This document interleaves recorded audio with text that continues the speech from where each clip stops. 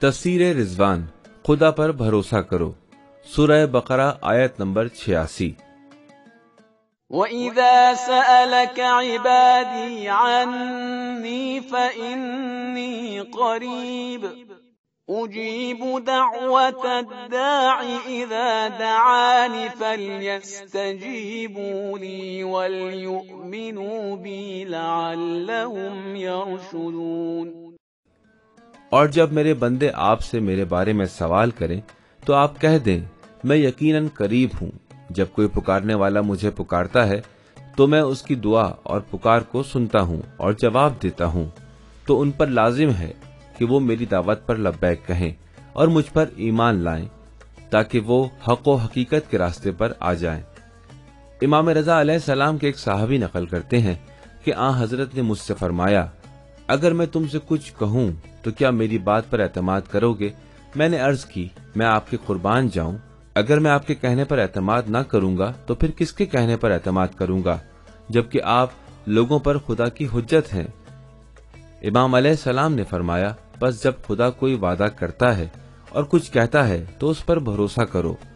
اللہ تعالیٰ فرماتا ہے، جب میرے بندے تجھ سے میرے بارے میں پوچھیں تو کہہ دو یقیناً میں نزدیک ہوں، جب کوئی پکارنے والا مجھے پکارتا ہے تو میں اس کی دعا و پکار کو سنتا ہوں اور جواب دیتا ہوں، تو اس پر اعتماد کرو۔ جب وہ کہتا ہے میری رحمت سے نا امید نہ ہو تو اس پر اطمینان کرو۔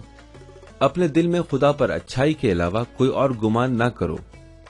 اللہ تعالیٰ پر اعتماد اور یقین کے ساتھ زندگی اور تمام طاقتوں سے ماورا طاقت پر بھروسہ وہی اطمینان بخش اصول ہے جو مال دنیا اور مادی چیزوں میں ڈوبے انسان کو پریشانی اور مایوسی میں غرق ہونے سے نکال کر امن کے ساحل پر لے آتا ہے۔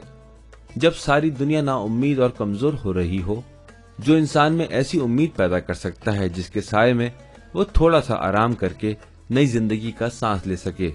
قرآن کریم ایسے لوگوں کے قصوں سے بھرا ہوا ہے کہ جو اللہ تعالیٰ پر بھروسے کے ساتھ مادی دنیا کی بڑی طاقتوں کے مقابلے میں کھڑے ہوئے اور فتح یاب ہوئے۔ ابراہیم خلیل اللہ سے لے کر موسیٰ کلیم اللہ تک، اور وہ نوجوان جنہوں نے اسی بھروسے پر غار میں پناہ لی اور لافانی ہو گئے۔